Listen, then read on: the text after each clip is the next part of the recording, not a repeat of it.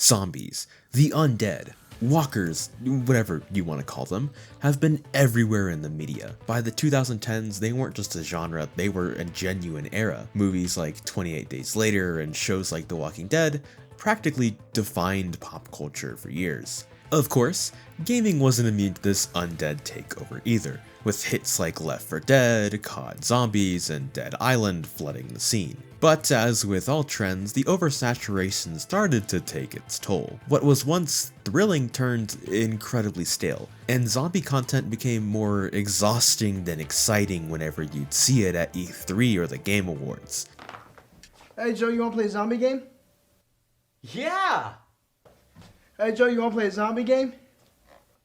Sure. Hey Joe, you wanna play a zombie game? Oh, okay. Hey Joe, you wanna play a zombie game? Jesus Christ, how many fucking zombie games you buying, Joe? Hey Joe, you wanna play a zombie game? No, I don't wanna fucking play another goddamn zombie game! Hey Joe, you wanna play a zombie game? Stop it. Hey Joe, you wanna play a zombie game? Stop! Hey Joe, you wanna play a zombie game? Kill me. Joe, you wanna play a motherfucking zombie game? That's why Dying Light felt like such a breath of fresh air when it hit the scene. Releasing when the genre was on its last legs, Techland managed to do what I thought at the time to be impossible. Create a zombie game that wasn't just really good, but genuinely special. It didn't just lean on the tired tropes and gameplay mechanics of the genre, instead adding to them, throwing in parkour mechanics, brutal melee combat and crafting, and one of the most dynamic day and night systems gaming has ever seen. Even years later, when I scroll through my Steam library, Dying Light still stands out as a game I want to revisit just one more time. So for this video, we decided to do exactly that and see why Dying Light really is so good.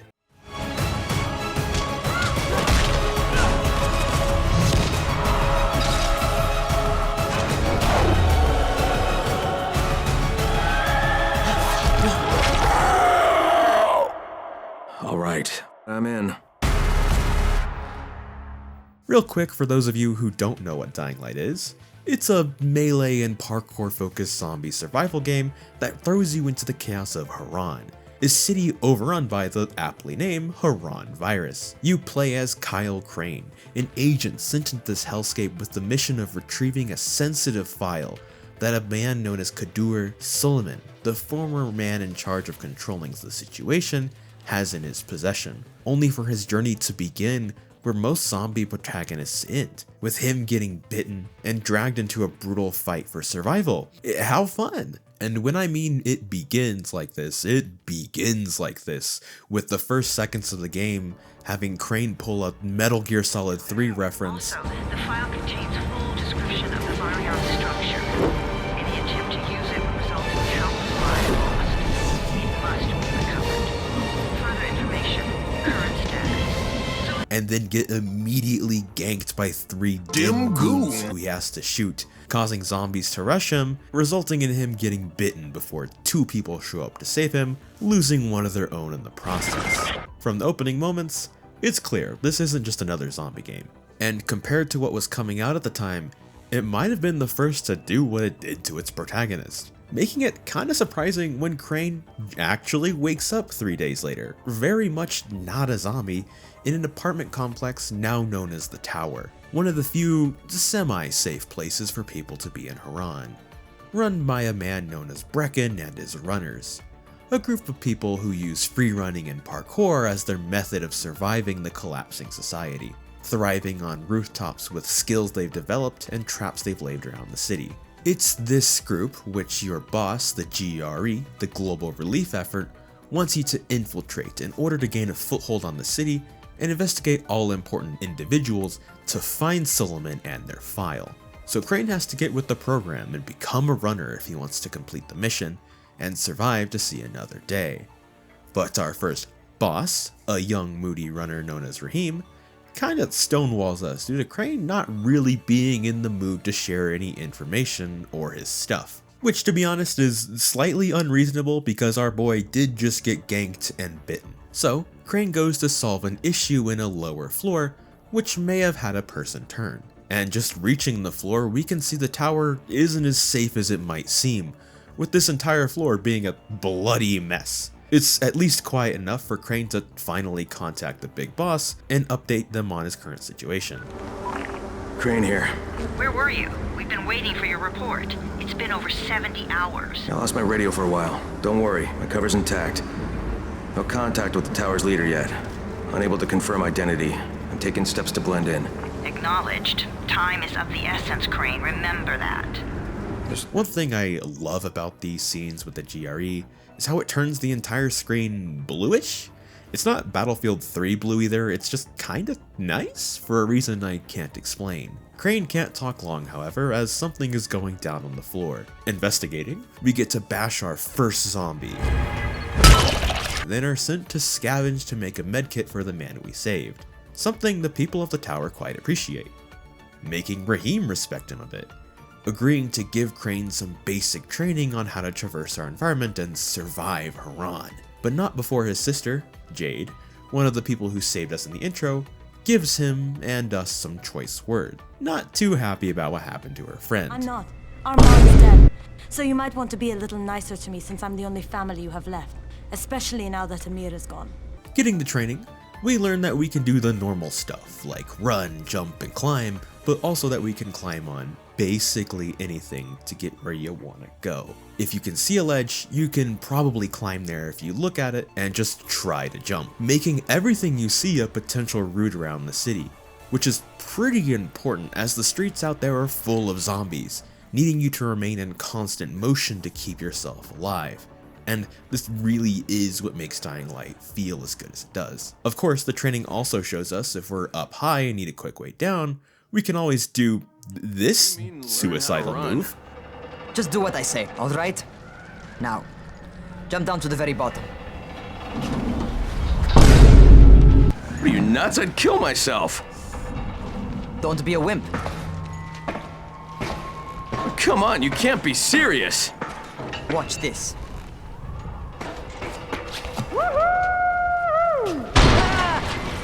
Rahim! My leg! Jesus, don't move! I'll get help! Ha! I was just fucking with you. Son of a bitch! What? You can't take a joke? Come on! Get your ass down here! Christ on a crutch. Holy shit! Holy shit! Yeah, this would absolutely kill you to death in real life. Like, do not try this. I'm personally surprised he's even alive just listening to that sound again. Holy shit! Holy shit! There's obviously something metal or sharp in those bags. Crane is just really lucky. It's worth noting you can also do this to water or the top of a van to break your fall as well. Friend, over here.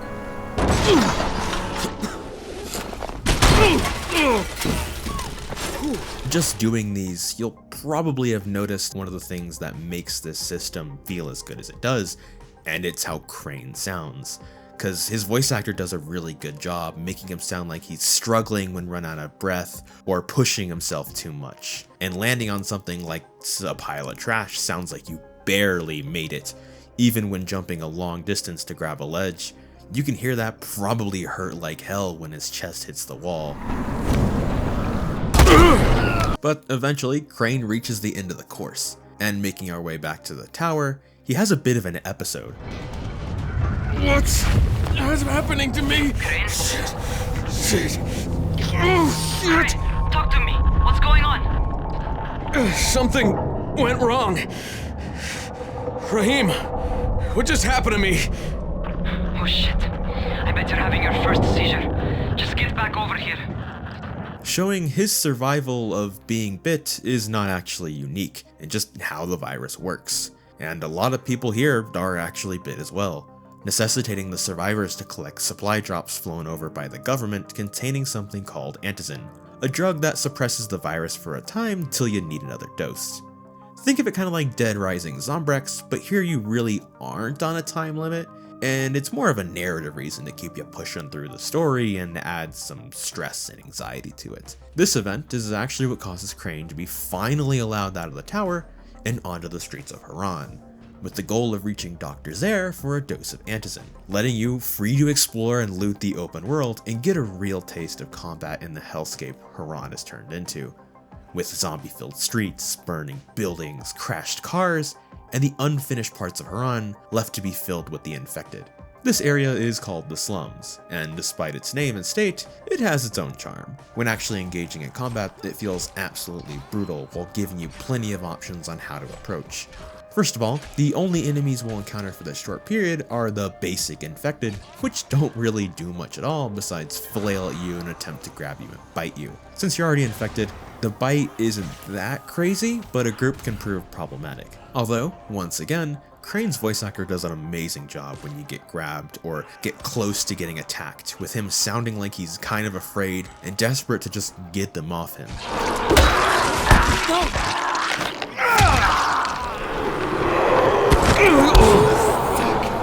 To be honest, it's not a surprise he's so good, given he's Chris Redfield himself. The second semi-common enemy is actually one of my least favorite enemies of all time, the Viral. A recently turned infected that still has some of its wits together due to it being relatively fresh. The Viral can run, climb, and even dodge attacks unlike any other infected in the game. They do a ton of damage, but are relatively uncommon, with them being attracted mainly by you causing way too much noise.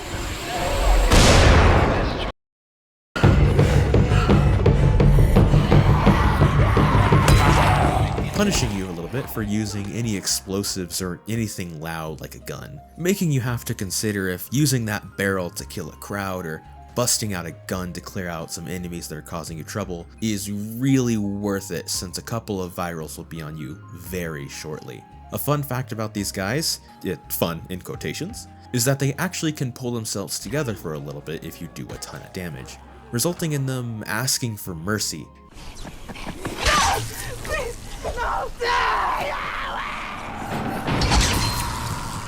This actually made me hesitate and think it was a random encounter, but no, they will lose control again and attack you. After that, I definitely didn't fall for that again, instead taking it as a prime opportunity to finish them off. Of course, later on you have some staples of zombie games too. The Boomer, which explodes and draws virals to you, but can also be used as a weapon. The Spitter, Toad, which spits a toxic sludge at you that does damage over time. What the hell?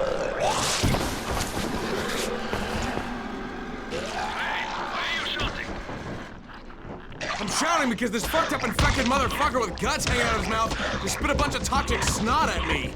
Not a bad reason. The Brute, he's just a big guy with a big weapon and a big health bar.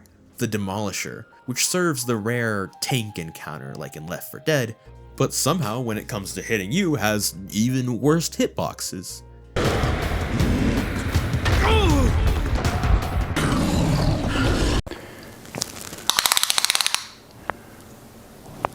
That's quite big.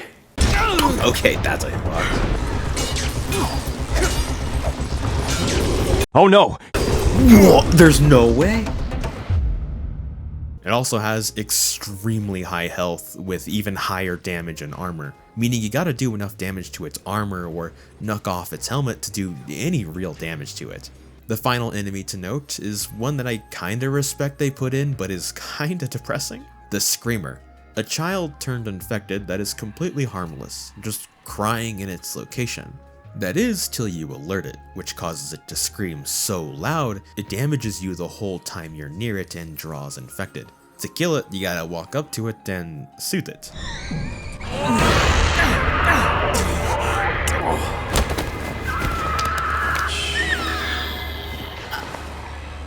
You can also just use a throwable or shoot it before it does this. Honestly, these enemies are really freaky and really made me on edge when they were by, especially how a lot of the time they're placed around areas where other children used to be, or doing something a child would, like watching a cartoon with its dad. Of course, you have choices to deal with these guys, with your choice of weapon making a difference in how you play. Fortunately, there is a ton of variety in here in just the base game alone that does have a durability and repair system, making you actually use the whole arsenal. This includes cricket bats, knives, pipes, to even swords filling the weapon pool, that increases in variety, damage, and quality as you progress in the game. The weapons themselves are furtherly split into 2 different damage types, blunt and slashing, which work uniquely against the infected. You see, this game has a pretty insane physics engine, where enemies react to your every action. Beating on the zombies will shove them around and cause them to lose parts of their body if they take enough damage there. Using a blunt weapon increases your chance to break their bones, making their limbs useless, dropping them to the floor if you break a leg. Meanwhile, slashing weapons have increased chances to just sever the limb entirely, and if you do enough damage, just cut the enemy clean in half.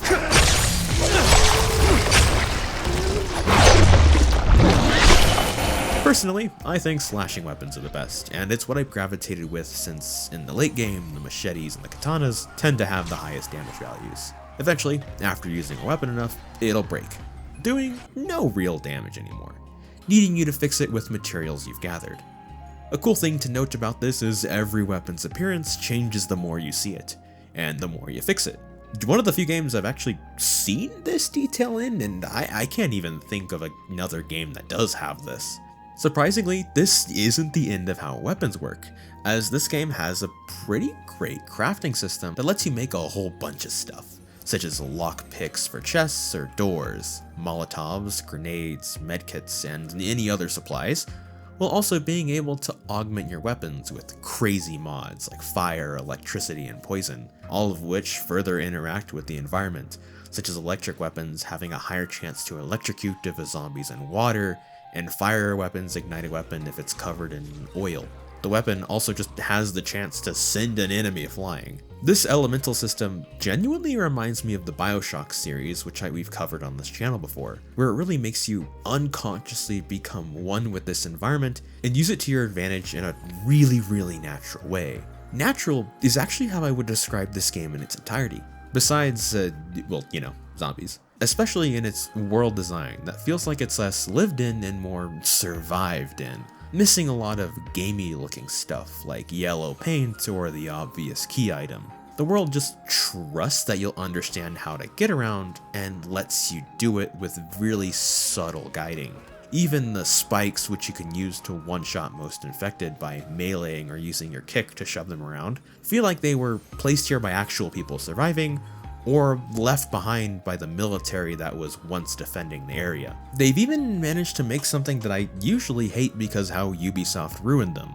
A skill tree that feels incredibly good, like you're making real progress with meaningful upgrades without having to do stupid arbitrary things to get them. Just skimming over this real quick, you level the 3 skill trees called Survivor, Power, and Agility completely passively by playing the game. Unsurprisingly, you level these by surviving, fighting, and running, respectively helping out in those regards. Survivor has great skills like camouflage to cover yourself and guts to sneak past zombies, allowing you to use the traps the survivors have left behind, and most fun, unlocking the grappling hook later on, one of the most fun ways to traverse. While Power increases your lethality, letting you learn how to one-shot kick zombies in the head, throw weapons, drop attack, and just increase how much you can attack before your stamina runs out. While Agility lets you run more, climb more, and do more advanced things such as slide, wall climb, or wall jump. There isn't really a single skill here that really feels useless, with everything feeling meaningful to some degree. Don't get me wrong, some are better, like the meanest dropkick known to man, or the execute, but even a skill that doesn't seem great can often combo with other skills pretty well. For instance, some of my favorite combos include using instant escape to escape from a grab and stun a zombie, which you can then combo with stun kill to one-shot the enemy. Or the ability that lets you jump over zombies' heads, combined with the drop melee to instantly one-shot whatever's behind it.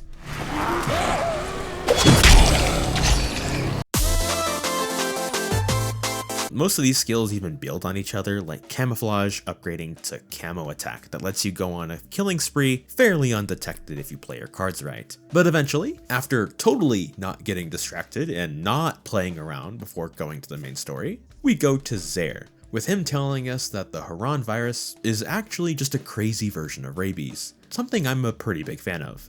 I love when zombie media makes zombie viruses somewhat planted in reality, because it feels more real, like with The Last of Us's virus just being cordyceps. Although, I'll admit, I don't think rabies does this to animals, but I could be wrong. Zaire also tells him and his colleagues, who we can't contact right now due to the jamming over the city, are attempting to work on a cure, but it hasn't really borne much fruit due to the jamming and his experiments not entirely working out.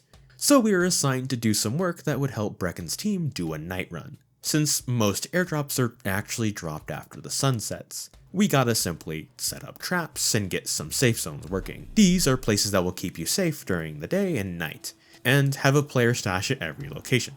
Along the way, we see that Brecken's group aren't exactly doing too great, with a lot of their guys dying and losing a big chunk of their safe zones like the ones we're sent to clear out and rescue. Midway through the mission, Crane decides to communicate with the GRE via his radio, with him informing them that Zaire and Camden are trying to make a cure. They doubt it'll work, but want us to get it in addition to the file, just in case. Getting back to setting up traps, this is where the game teaches you to use your crafting to avoid combat that you can't handle yet.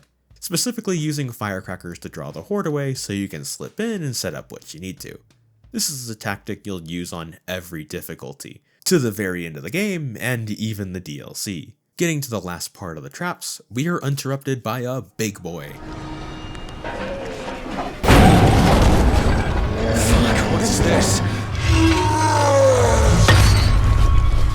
This is the Brutes, our first real special infected you encounter. They're strong, big, but also pretty slow. You don't want to take a hit from their weapon as it will do a ton of damage and knock you down for a few seconds. So the strat is typically dodge around, weave in attacks while you can, and use any explosives to deal with them. It's a pretty good way of teaching you combat, especially since it's essentially a trainer for the Demolisher later on. Personally, I can't really be bothered to fight these guys since I played on the hardest difficulty, so I usually busted out my God-given right when I got one early and used my saved ammo on them to take them down. Because it doesn't matter, it's a zombie game when you have a gun. After finishing this objective, it's time for Eep. But Crane manages to catch a freaking lucky zombie before he does. Oh shit.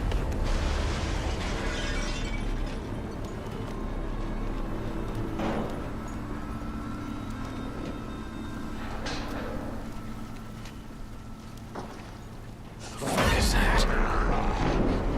Hey, Doc? This is the Bolter. We'll talk about them shortly, because I like view duration.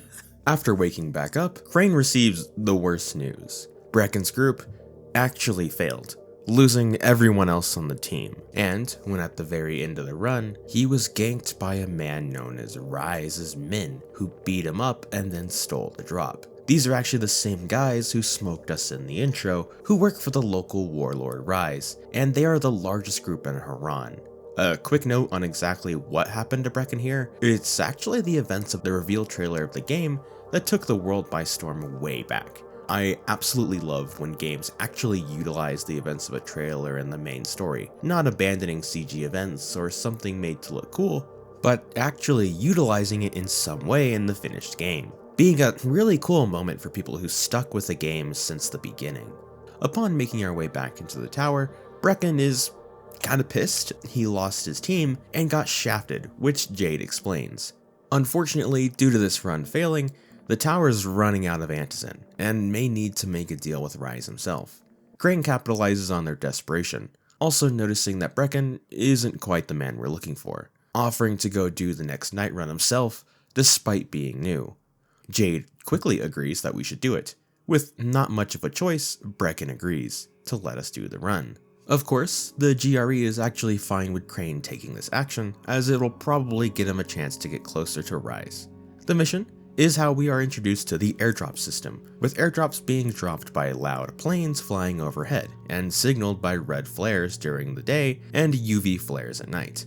These contain supplies such as UV flares, as well as disaster relief supplies you can turn into the quartermaster for tons of survival XP. But during the day, you gotta be pretty quick, since Rise's goons will take just as quick notice as you will, and if you don't make it in time or take too long, it'll be stolen by them. If you're fast enough, you can get to it relatively unopposed, unless infected are nearby. And the third outcome that we see during this mission is that they could be in the process of stealing the loot, leaving one for you if you really want to fight them for it. Jade says not to, but I don't care, as violence is always the answer because it's funny. This is our first real taste of human blood. Humans, unlike zombies, have their wits together, making them pretty unique enemies. Firstly, they will warn you to leave if they see you, not really wanting to pick a fight for themselves for the most part. If you actually have a gun at this point like I did by getting lucky via police car loot, you can actually just aim at them if they don't have a gun, and they'll surrender then run away if you hold them down long enough. But be careful, as they can and will try to jump you if you turn your back to them. But for most of the game, if you aren't lucky, you most likely won't be able to do this, or just want to save ammo. So fighting humans has a couple of unique things to worry about. First of all, they have weapons of varying strength, and aren't afraid to use them to their full extent, even blocking your attacks rather frequently. They also won't just stand around and take a hit like a turn-based game. They'll try to corner you and dodge attacks if they can. Don't think you can cheese them by throwing crap, as if you take the high ground, they will throw their own throwable weapons such as knives or axes to get you down. Of course, if they have guns, they'll also just shoot you. Long story short, they are tough and agile, making them pretty rough enemies if you aren't quite prepared or on a really high difficulty. Personally, I found every possible way to cheese them, such as using a ledge or car to kick their heads in, because the human mind cannot fathom the high ground. I also abused parkour skills to send them to a different game, or firecrackers and loud noises to make the infected do the work for me.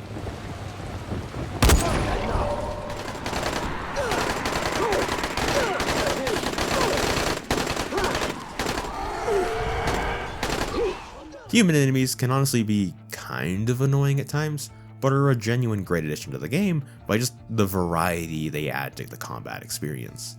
After either dealing with Rise's goons or running away like a coward, we have one last drop to check, as it turns to our first night, transforming what was often a funny zombie game with some survival aspects into an actual fight for your life. With the night being so dark, you can at times barely see what's in front of you with your light on. And let me just say, not to flex, but I got an OLED display recently and it genuinely is really hard to see in this game. It's a different level of immersion. The zombies also become way more hostile and do more damage. But the real threat you get to experience yourself when Crane finds the Antizin drop, pocketing some for himself after the GRE instructs him to destroy it, for world peace and safety, in order to force Brecken's group to interact with Rise to see if he's in fact their man. Jade, I'm at the airdrop. There's no Antizin here. Done? Fuck! Alright, get back here and be careful. The nightmares are awake. Don't let them see you. Oh shit. They must have heard me.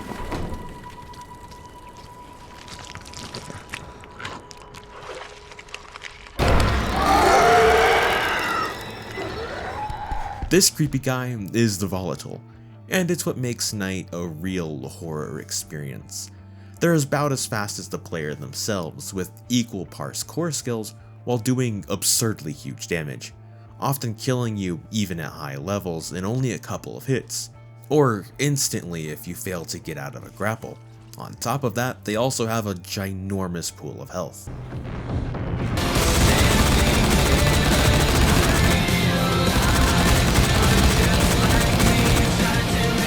But also don't think you can just cheese it like the human enemies, because they have an ranged attack to pull you down from any odd spot, and will also call more and more volatiles to the night mechanic called the Pursuit, an instance of you being chased by basically everything, with volatiles drawing normal infected and virals to your position at all times as the Pursuit gets higher and higher level.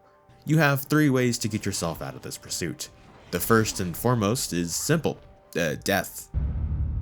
Okay, maybe not if you value your life and XP.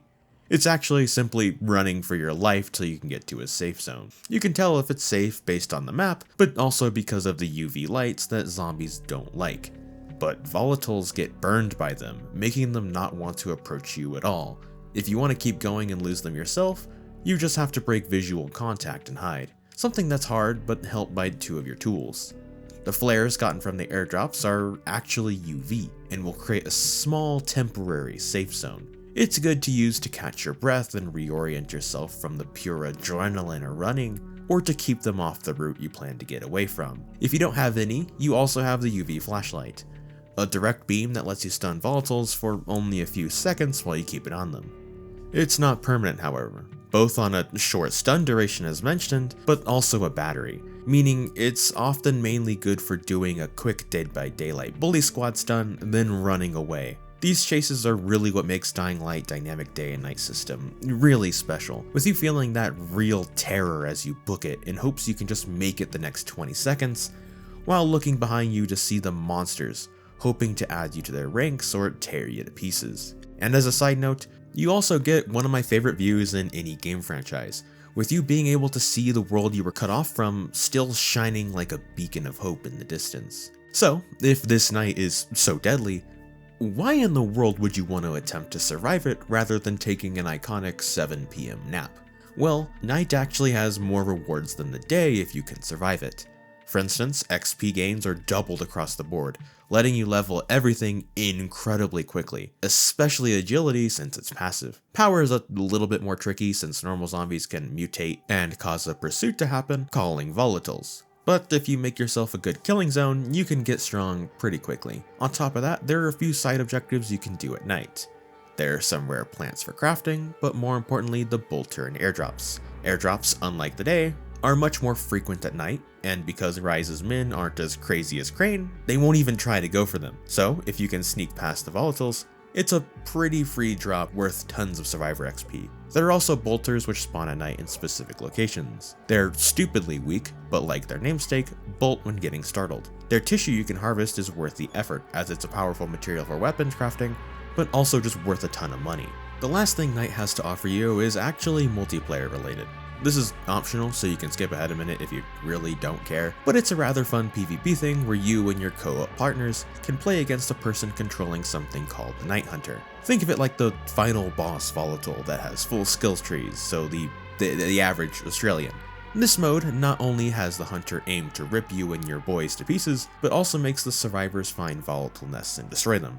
It's a pretty fun addition that didn't add a whole lot to the game, but was pretty fun when it came around or you decide to do them. Now, we gotta address the elephant in the room that I have sprinkled bits of pieces of throughout this video, while using it as a segue to talk about the really great gameplay and the experience of Dying Light. Yeah, it's the story after this point goes from questionable at moments to actively kinda bad after this. Yes, on main mission 3 out of 13, and it's a combination of a few things. The first of all, and the biggest being Ryze himself, who Crane is forced to meet with after destroying the Antizin the tower desperately needed. Meeting him, he does some villain shit. How long have we been friends, Osman? We have been friends for a very long time. That is why I'm so surprised that you would steal from me. Haven't I seen you somewhere before? Now I'll give you a choice. Very simple. Your right hand or your left? Left! Was that my left or your left? He is genuinely asking. While Crane recognizes him as Solomon, before dismissing us to go talk to one of his goons known as Kareem for tasks we can complete to get Antizin. Walking through Ryze's compound, we see that his men are very cool and very edgy. Tower attached. You here to join? Shit, you wouldn't last.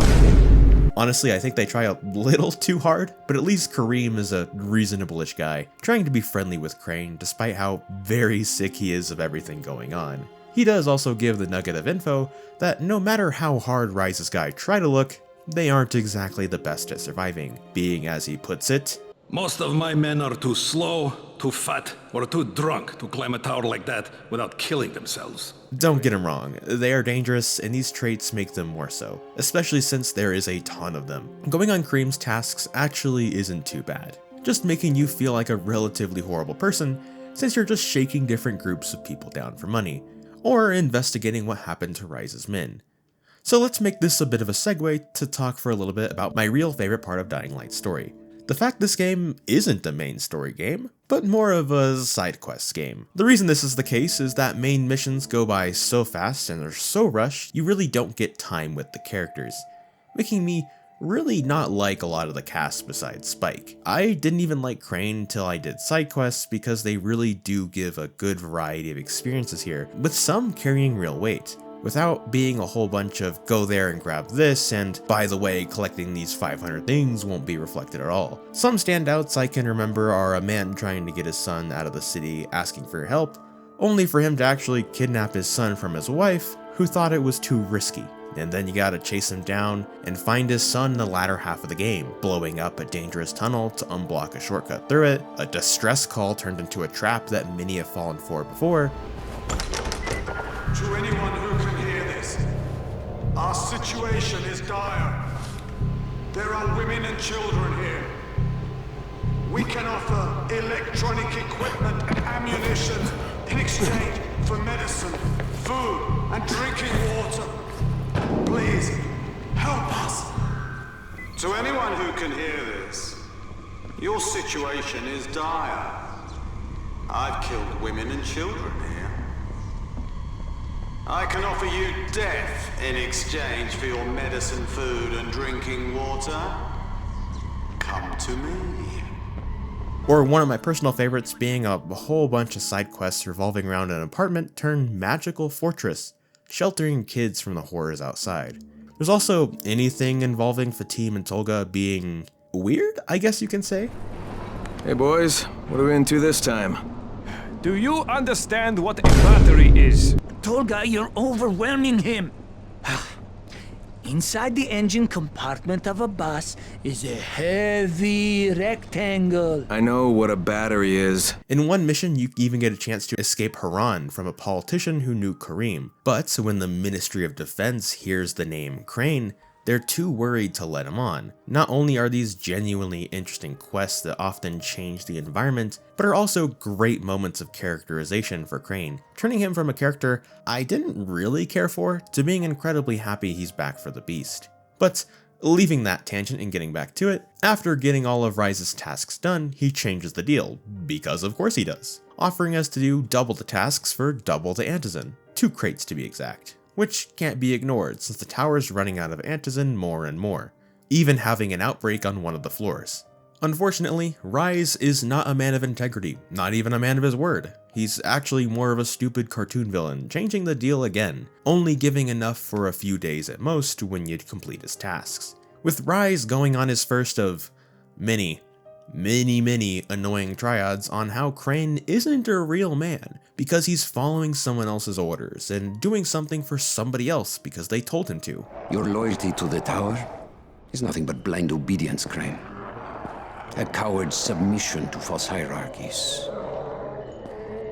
You follow their rules as thoughtlessly as you follow mine, like a good little dog. Look, we had a deal. Your people need the antizin. Now, more than ever, I would surmise. But a man who follows someone else's rules is no man at all. Ignoring the fact that Crane wants to do this. Shooting his own guy because it's funny or something. Then telling Crane he will totally, absolutely give him antizin for realsies if he gives him Jade. If you don't remember, Jade's Raheem's sister, and he wants to use her in the arena so she can fight for entertainment. Crane reasonably tells him, absolutely not, then contacts the GRE, who are annoyed he didn't take the deal for the greater good, showing a bit they may be more than what they seem. He then returns to the tower, finding everyone is down in spirits, since they not only had an outbreak, they lost the entire floor, losing essentially everyone, including a couple of kids. Jade's kinda shook, while Brecken is absolutely losing it, revealing he thinks he isn't even a fighter or hero. He's just a parkour instructor from the Olympics, who in reality actually taught these people to stay alive.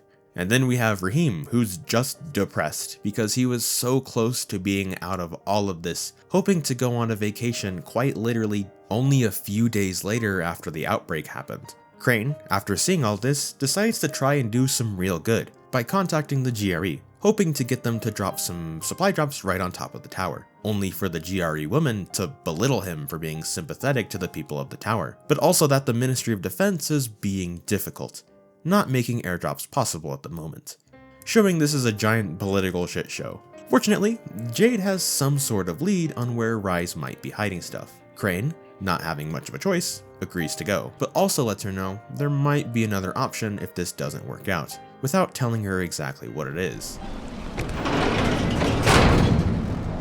Hey, come here. You should see this. Something is going on at the school. Tahir's men have been hauling boxes out of that place for hours. We need to get a closer look. Jade was stalking a school, except not in the creepy way, because she actually found Rise's men using the place as a bit of a warehouse for all their stuff, with a ton of his men going in and out, with us even witnessing his right man or something, Tahir, the guy who ganked us in the intro, now killing a couple of escaping guys, prompting both Crane and Jade to enter when they leave, resulting in our first real fight with Rise's goons, and where some people have a problem, and where I am sort of mixed on. Rise's goon from this point forward will mostly have guns, only reinforced with a couple melee guys, unlike in the open world, where it's actually the complete opposite. A lot of people don't like this because, at this point in the game, it just kind of turns into a shooter, with not super amazing gameplay, just abandoning the melee combat. Most enemies can be one-tapped in the head, and they're also fairly accurate, making it basically just a cover shooter. But to be honest, I do think it's a nice change of pace from the normal melee, and actually quite fun to me. It's not a single-player shooter like Metro or Doom, but it's still decent. Eventually, after clearing every floor of the fortified school, we reach the basement, where we don't find Antizin, instead finding a high amount of explosive ordnance, obviously meant to destroy something big, probably the tower itself. So while we fend off Rise's men, Jade runs away with the loot. Just don't ask how she carried all of that out and still doing all the parkour at the same time. Upon returning, she asks us to not let Raheem have any of these explosives, and that she's ready to talk about our alternative. So of course, Raheem already has a plan for the explosives. He wants to destroy the closest and one of the largest volatile nests in the Sums, which would make the entirety of Haran a little bit safer. He has a little meltdown about it when we say no, and if they do it, Crane will handle it. Before heading back out, Dr. Zare is here, and we ask him about the bolter which we saw during the mission. He thinks it's finally a result of his experiments with the infected bearing some fruit. So we're introduced properly to the bolter, which we gotta go find. Since they're on the map, they aren't too hard to locate. You can even shoot them dead, shake off the chase, then return if it's easier for you to get them killed. Returning, Zare is sad he can't get this research and samples to Camden, since he's actually in Sector 0, which is cut off from the rest of the slums. Crane offers to take it there himself, which both Zare and Camden greatly appreciate, but upon leaving, Raheem calls us mad and afraid. Hey, Crane, you there? Omar and I went to blow up that nest. Wait, you what? Fucking hell, Raheem, that was my job! Oh, right, because you're more qualified to handle explosives than I am. You're just a goddamn tourist. But listen, we messed up. Messed up bad.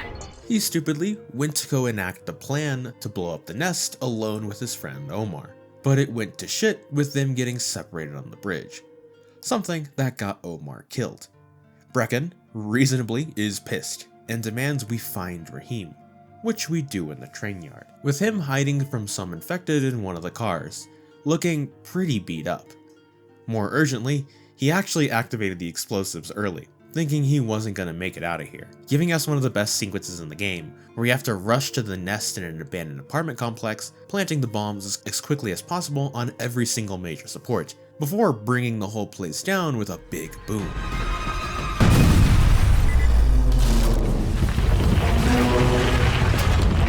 Hey, Raheem! It worked, man! Hey, your plan worked, kid! Raheem? Hey, do you copy? Shit. Sadly for Raheem, he doesn't quite live to see his mission succeed, turning into an infected due to the bite wound he hid from us. And this scene kind of highlights a problem with Dying Light's story. It's a fucking bite wound. You goddamn stupid fucking kid! Oh god. Jade.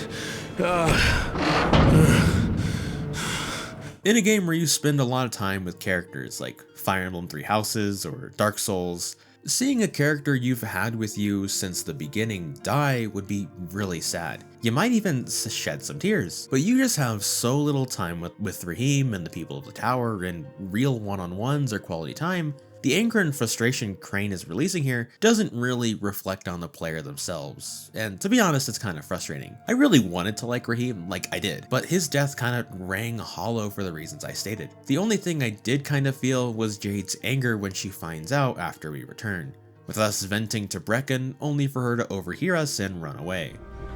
I trusted him with those explosives. God, maybe if I didn't leave him there, he'd still be alive. Oh no. Jade, wait. Jade, god damn it. Just give her time. But I don't think this narrative has any room to breathe, because as soon as this happens... Shit! Ryze's goons attack Zare's lab, kidnapping Zare and killing everyone there. Except Spike, because he left a while ago. This is obviously the price for stealing from Ryze and killing a ton of his dudes. This leads us to have to infiltrate Ryze's hideout, killing even more of his men in the process. But also when attempting to reach the GRE for help, we are instead contacted by the Ministry of Defense, now tired of the GRE's intervention, and with a desire to just turn Haran to ash as both a political move and one for the safety of mankind. This is very obviously no good and bad for everyone here. So, Crane promises them the cure Zare is working on to buy them 48 more hours of time, since like the GRE, they doubt it's possible, but are at least willing to see any proof if there is any. To be fair, this does make sense. You could totally risk breaking the containment and infecting the world just like Haran, or play it safe and burn the virus out of existence. After clearing every floor of the complex, we eventually reach the basement, where after killing a few dudes with some convenient barrels and gunfire, which felt oddly easy, we find a frantic Zare, telling us about how he gave his research to Jade, who somehow got to him before us. She even got there before their team was wiped out. Don't ask how, because it doesn't make any sense based on how this cutscene happens. Jade, wait. Jade, god damn it. Just give her time. She needs to grieve.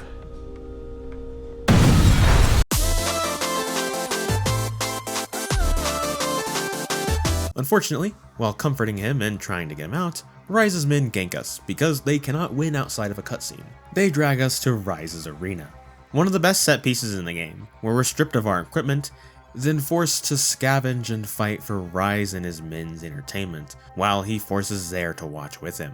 Before he goes up, of course, he kills even more of his men too. This arena throws wave after wave of infected, of every single type, with little equipment to use, even having very little to no healing. Meaning, this really is a test and forces you to take advantage of the skills you've learned, as well as the environmental traps laid around. Eventually, Crane does enough for Ryze to belittle him about being a man and making his own destiny for him for like the millionth time. Is this your first feeble attempt at controlling your own destiny, Crane? Too little, too late, I fear. Impressive! For a walking dead man. The imposing of one's will, the creation of one's own rules, that is what makes a man. A man who follows someone else's rules is no man at all. Will you be a dog and save the dwellers of the tower? Or will you be a man and save a mission? Then he gives us a real weapon to use against our first demolisher.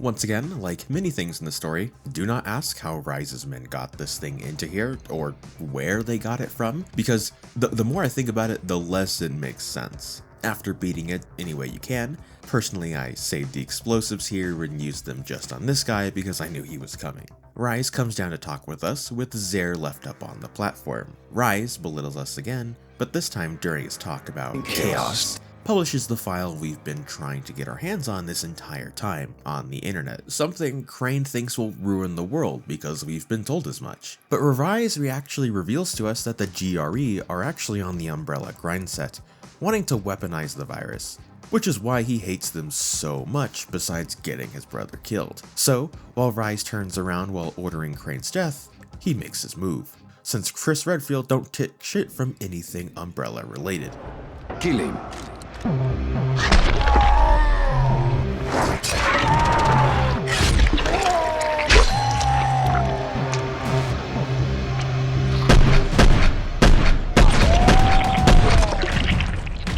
Being given a final wish from Zare before being forced to run for his life through the construction site in Rise's base, while his men shoot at you. Fun fact, this is really easy and I always sped through this on lower difficulties. Explosives, they managed to one-tap me. Hey, Malkador from the future here. Apparently, my Audacity did not capture this, so you're getting unedited quality of my mic. The fun fact was they kind of shit on me here, hitting most of the explosive barrels and one-tapping me. This is the only time I've ever lost this hard.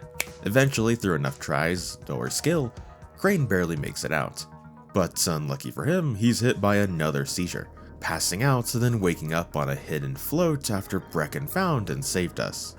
Realizing with Brecken, the only real option now is to find Jade before Rise and his men do, then get the research to Dr. Camden in Sector 0. Luckily, Crane has someone who can help him there, Troy from the tower who we briefly spoke to earlier. But in order to get there, Crane has to meet with the saviors who take people to the sector via the sewers. Not much to add here besides a kinda sad ruined safe zone with children and corpses everywhere.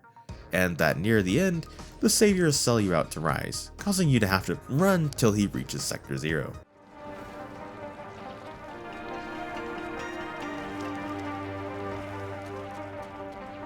Okay, here goes nothing. Jade, it's Crane. Do you copy?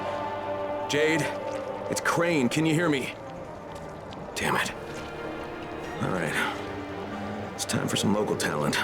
This is Sector 0, or more aptly named Old Town, the area a lot of people were probably hoping I would talk about in depth, since it's the slums on crack. This is the very old, rich part of town where the virus originally broke out, meaning most of the architecture is something completely different than where we were before. It's actually quite pretty. Instead of a bunch of small buildings spread around on a relatively big streets, Old Town is instead much smaller but incredibly dense as a result, with very high, nice buildings separated by roads or squares that you can get around by going through the large crowds of zombies, or by avoiding them entirely with the much more common streetlights and wiring used to keep the city together. And because this is where everything went wrong, you'll also find more dense crowds of zombies, police, and military infected with more armor and melee weapons. Higher density of special infected, including the Demolisher, being kind of uncommon as well. The dead aren't even the only enemy, as Rise's men have set up shop here as well, setting up bases that act as dungeons, as well as patrolling the rooftops with squads typically also having a gun or two. You will really, and I mean really, have to take advantage of the skills you've unlocked and learned at this point, since this area can and will punish you for little mistakes. One of my favorite parts of this area too is the sense you get of the outside world still being out there and active. Where previously you get this incredibly good look of the world outside at nights or contact via the GRE, Old Town shows the progression of events with the Ministry now flying fighter jets frequently over the zone.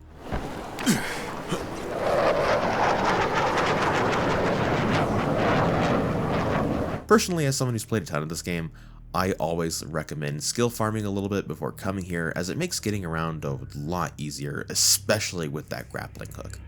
Of course, having friends makes things easier too, and since Jade isn't responding, we finally go to meet Troy, the leader of the tower here, and her right-hand man Savvy, who's trying to break the signal jamming over Haran. Talking with Camden on the way, We learn that Rise's men have him completely surrounded, but, unfortunate for them, he flooded the area with undead, making it impossible for them to enter as they are. When getting to Troy, we say hi to Savvy, who's happy to meet us, but Troy is more serious and concerned, since she has Jade on the radio, who's very unhappy to learn Crane is there, cutting us off immediately, prompting Troy to tell us that she was heading to the university. Of course, when reaching it, she's already gone, making Crane head back, which, when doing so, is contacted by Troy, who says Savvy broke through the jamming, but there's something big we need to see, which is always never ominous or anxiety-inducing. Yeah, absolutely not. Getting there, we confirm I was right.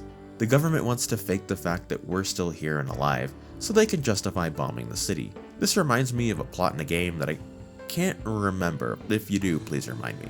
So this gives us a really one option, making something happen they can't ignore. This is our big subplot, by the way. Troy and Savvy's plan is to send a message via blowing up a building in a way zombies or an accident never could. But as it was getting worked on by one of their guys, he went MIA. So we gotta go in and complete his mission, going through the high rise, placing bombs in specific apartments, clearing zombies along the way. Eventually, you get through and escape, seeing the piece of art Savvy decided on, only for it to get destroyed.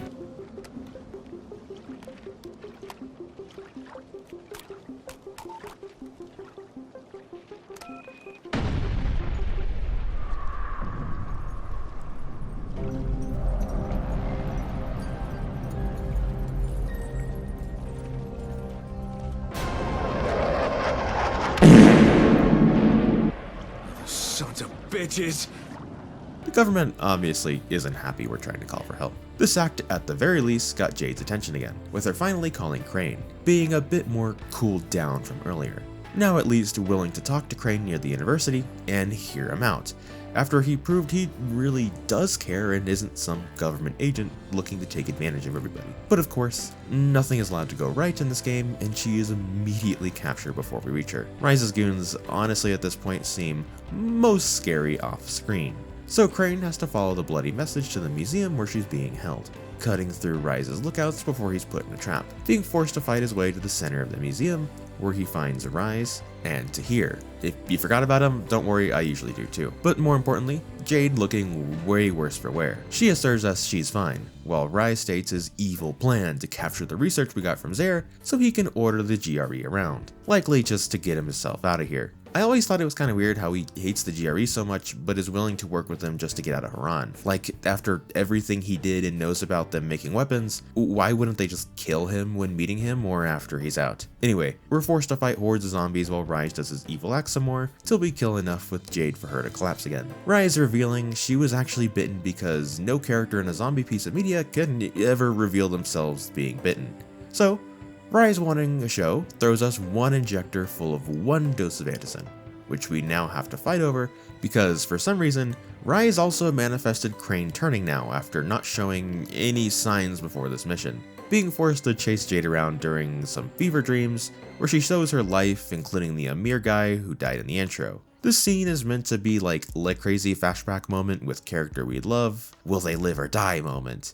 But once again, like Raheem, the player really didn't get enough time for me to care personally, and I really doubt many people did care, to be honest, no matter how much it sucks to admit. When getting out of this fever dream, Crane, while strangling a zombie Jade, gets hit with the dose of antizin, realizing he was actually pretty much turned and seeing what an infected it sees. An interesting moment interrupted by Tahir and his boys, which Jade deals with.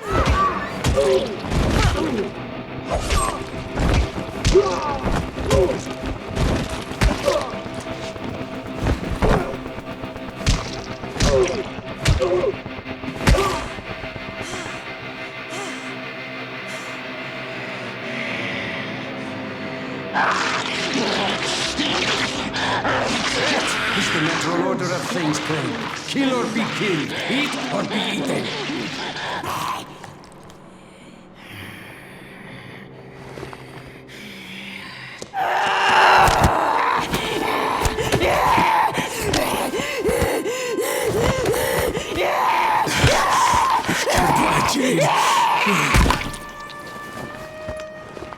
Yep, nothing can go right for Crane, and this plot point brings up the thing they forgot. This was probably pointless, because what the absolute fuck happened to the dose they made a big deal about Crane keeping back when he burned the antizin? This would have been an actually pretty good payoff for something they set up hours ago, only for them to just forget? That's what I can assume at least, because otherwise, what's the point of that scene? Regardless of the stupid, Crane keeps moving and kills the big bad Tahir, a villain boss fight that I didn't really care for. Tahir wasn't really built up and was just kind of the guy who did a few bad things, but otherwise didn't really intimidate me at all. Kind of reminding me of an intro villain where you just kind of see a guy you gotta kill, except they use him like near the end of the game. The only cool part of this is how Crane deals with him. I should just leave you here to suffer. That's what you deserve. Yes? Then why don't you? Because you're not the kind of loose end you leave untied. I do like when the hero's sick of shit and decides to lay down the law by ending him with a swift blow. But don't think you have downtime, because this is Dying Light, bitch, where shit just goes wrong. Remember that side plot about the city getting destroyed we dropped for a little? Well, it's happening this night. The only way to avoid this is for Crane to kinda leave the city to a small part of Haran, separated from the rest, but still infected, to find a radio tower. Along the way, Crane makes a fair point I've always pointed out. One day I'm gonna do this and end up landing on a bag of rusty knives, I just know it. Misses an elevator climbing up, and eventually reaches the top during the storm just in time. Just as the firebombing jets are about to make their move, Crane calls out to let them know that the people are still here. Anyone who can hear me, please listen. My name is Kyle Crane, and I'm sending this message from inside the Haran quarantine. Colonel Tanner and the Ministry of Defense have lied to you. There are still survivors inside the walls. They plan to firebomb Haran, but if those bombs drop, you will know Tanner and the Ministry are cold-blooded murderers. Holy shit! There's someone alive in the quarantine zone? Hey, do you copy? Do you copy? It's Walters! I knew it! One note is that I love the fighters didn't just stop because there were people there, but also because they had doubts on if the government was telling the truth that everyone really was gone. Probably not wanting to bomb innocent people because, yeah, that's fair, but the military isn't the only one to hear Crane's call for help. The GRE did too, now trying to barter for Zare's research for Crane's exit of Haran. Something he's not too keen on now that they're kinda making weapons with the virus. And personally, I would never work with Umbrella Corp either, since everything kinda always goes bad with those types. But now that our imminent danger is done, we can finally go talk to Camden so he can look into curing this virus.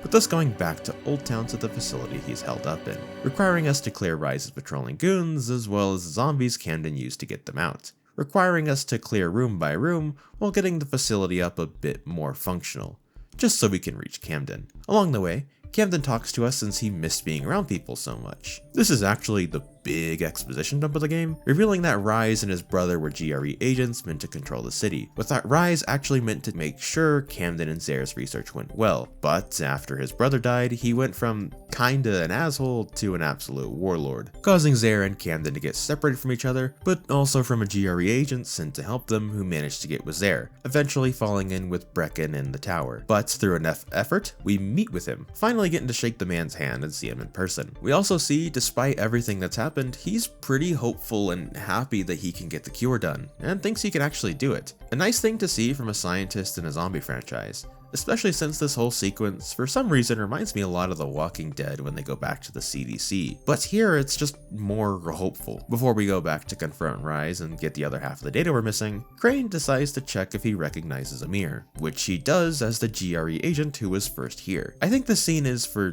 two things: to show that the GRE was always here and their agents tend to turn to help when they find something out, but it's also an Easter egg to give the old player model some love. But enough talk with Camden. We gotta go talk to somebody else, namely the GRE, to arrange getting this last bit of data. Unfortunately, instead of reaching the GRE, we get the warlord of the hour. Kyle Crane, you can hear me, can you not? Rise, where are you? Exactly where I should be, atop my own tower. Of course, mine is not quite complete, but it still stands as a monument to chaos, to entropy, to what it means to be ruled only by oneself. Yep, Rise made a deal to get himself out with the GRE using our own radio he stole ages ago. Who knows what they'll do with the research since they were already making weapons. So Crane, not wanting to let them get it, or let Rise escape for all that he's done, runs his ass back to the slums as fast as he can, reaching Rise's tower rather shortly. But instead of being full of his men on high alert, we find their corpses alongside hordes and hordes of zombies. Racing to the top, going from building to building and through the carnage, we find Kareem shot in the stomach. He tells us all of this is a result of Rise's betrayal, with him cutting the gang loose, even him just so he can escape alone.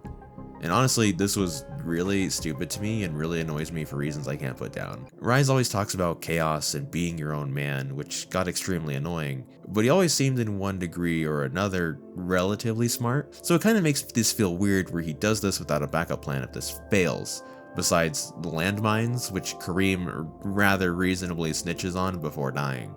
Genuinely, this might sound like whining, but Rise, but I say this in the most genuine way, I just think he's not an interesting villain. I don't really feel a personal vendetta against him or a real desire to take him down, or even just understand the man like other villains that were really good, like Handsome Jack or Sephiroth, for example. Rise just feels like a really annoying obstacle you gotta deal with to even the main character's annoyance. Not like a real character with genuine motivation, just a guy toying with you because of reasons. Hell, it's all he does as you progress up this tower, and this fact makes the upcoming finale really bad, with you encountering Rise with the file as the GRE is flying above. You are right about one thing, Crane. Suleiman, he's dead. Holy Jesus. What is that? What the fuck is that? Yep, the final encounter of this game, the final confrontation with the big bad of Dying Light at the top of the slums, is just a quick time event over the MacGuffin, completely throwing away the amazing gameplay of the series to give what is essentially a cutscene death to Rise. I feel like the least they could have done here was give him a genuinely satisfying death, but nope, you get this. At least the ending is okay with Crane telling the GRE to fuck off and that he will read the file extensively, although I did think it was kind of funny they didn't just shoot him here, take the file, and then take off again. So yeah, that's the end of Dying Light. Overall, a pretty great adventure with pretty great gameplay with a just an okay story. But if you thought I was done, you're wrong, you poor fool, because there's one more part of Dying Light, the DLC, known as The Following, which has the game's actual canon ending.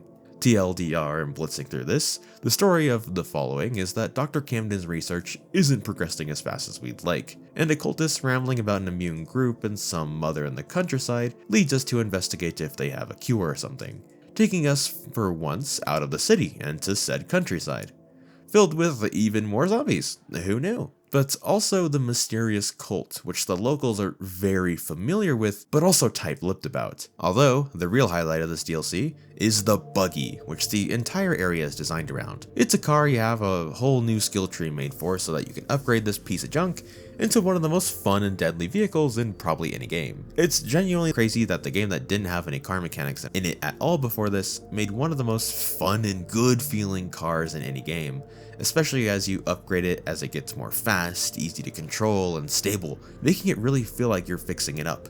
Even Cyberpunk couldn't get cars working for like ever. Then again, the game also hardly worked, so yeah. The story here also has a genuinely really good change, with you having to work your way into the society out here by gaining trust via just helping people out. I think the system was way better than the base game handled it, because not only does this encourage exploration, but also just gives a lot more time with the cast that is here, like the Kinda Hot One and the Garage Man. I will admit, the vast majority of the story isn't really as interesting as the ending or the implication that ending has. So, skipping ahead a ton, we learn that the reason the people here don't turn is because of this mysterious blue mist that will prevents turning and pacifies zombies for the most part, allowing you to even walk past the demolisher at one point. This, unsurprisingly, is the result of a government project in an attempt to cure the infection that sadly never left R&D. The mother, that being the leader of the cult here, is actually in charge of the leftover resources that the government left behind,